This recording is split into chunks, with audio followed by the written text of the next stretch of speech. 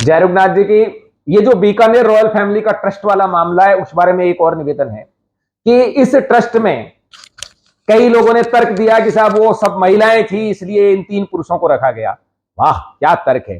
तो ये 3 पुरुष, ये शर्मा जी, ये भोजक, यही मिले। उसमें यदि पुरुष ही रखना जरूरी था तो मधुलिका बाईसा क्या बेटा है, उसे रख लेते। मधुलिका जी इसकी 1/3 की हिस्सेदार हैं, जिसे राजश्री कुमारी जी 1/3 की हिस्सेदार हैं। जैसे ये अपने सिद्धि कुमारी जी और महिमा दोनों मिलकर 1/3 की हिस्सेदार हैं, तो मधुलिका जी के बेटे को रख लेते। पर ये तो तर्क नहीं, कुतर्क है कि किसी को आदमी को रखना तो इनको रख लिया।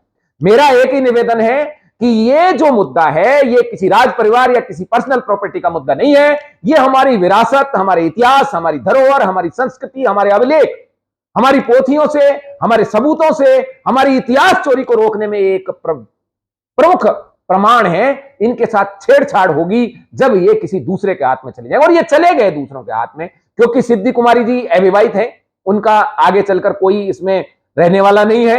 राजश्री कुमारी जी को और मधुलिका जी को बाहर कर ही दिया, तो अब इस ट्रस्ट में यही जो रहेंगे, जो 3 तो भोजक शर्मा ये हैं और एक वो जो चौकीदार जी रखे हैं। तो कुल मिलाकर ये संस्कृति खतरे में है। ये महाराज गंगा सिंह जी का परिवार है। महाराज गंगा सिंह जी के पुत्र थे महाराज करणी सिंह जी और महाराज अमर सिंह जी।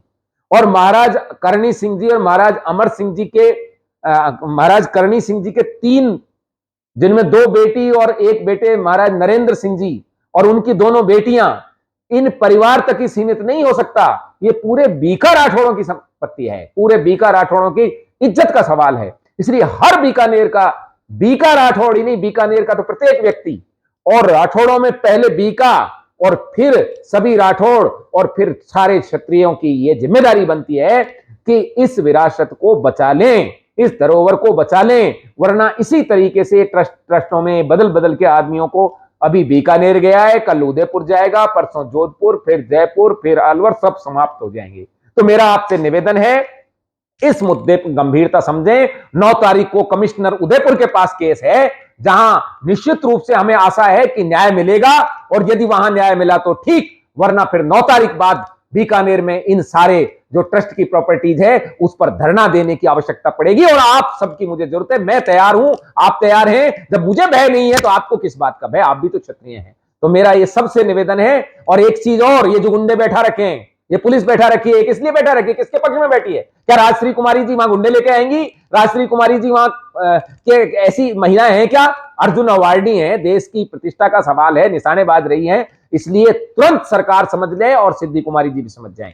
जय रघुनाथ जी की जय। छात्र।